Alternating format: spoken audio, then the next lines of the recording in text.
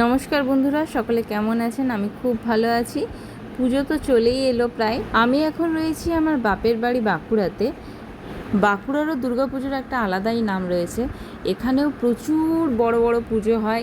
এছাড়া তার সাথে বাড়ির পুজোও হয়, মানে প্রত্যেক পাড়ায় একটা দুটো করে বাড়ির পুজো হয় এখানে। এটা আমাদের ফ্ল্যাটের ঠিক বাইরেটা। আর ফ্ল্যাটের বাইরে বেরিয়েই দেখতে পাচ্ছেন এত বড় একটা প্যান্ডেল, মানে একদম খুব বড় দুর্গাপুজো হয় নতুন যেটি সার্বজনীন। একদম আমাদের ব্যালকনি থেকে বা ছাদ থেকেই পরিষ্কার দেখা যায়। বাড়ি থেকে বেরিয়েই এত বড় দুর্গাপুজো হওয়া সত্ত্বেও আমাকে পুজোর সময় পুরুলিয়ায় থাকতে হবে, মানে আমার শ্বশুর বাড়িতে।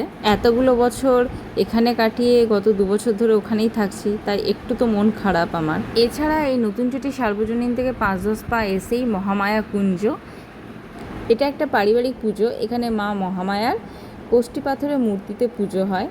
আর ঠিক এখান থেকে আরও কয়েক পা এগিয়ে এসে আরেকটা পারিবারিক মানে বাড়ির পুজো হয়, সেটা হলো দাসবংশের দুর্গা পুজো।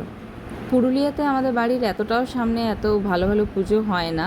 আর তাছাড়া যেটুকু জানি পুরুলিয়াতে এত বড় বড় দুর্গা পুজো হয় না, তাই একটু তো মনটা খারাপ আমার। আপনাদের সবার সামনাসামনি কি কোনো বাড়ির পুজো হয়? কমেন্ট করে জানাবেন। আজকের মতো এইটুকুই।